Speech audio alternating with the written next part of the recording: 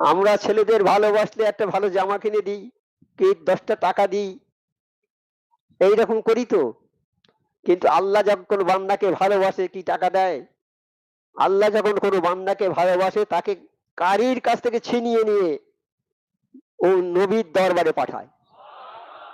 নবী যখন থাকবে না তখন কোথায় যাবে, কোথায় পাঠাবে আল্লাহ? কামেল অলি আল্লাহর দরবারে।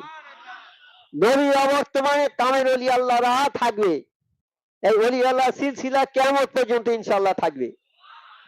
সুফি আজান গাছী মাদের দরবার কিয়ামত পর্যন্ত থাকবে। প্রমাণটা কি?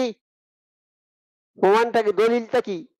দলিল হলো এই, আমার আল্লাহ বলেছেন আমি কালাম পাক নাজেল করেছি, এটা আমি হেফাজত করব।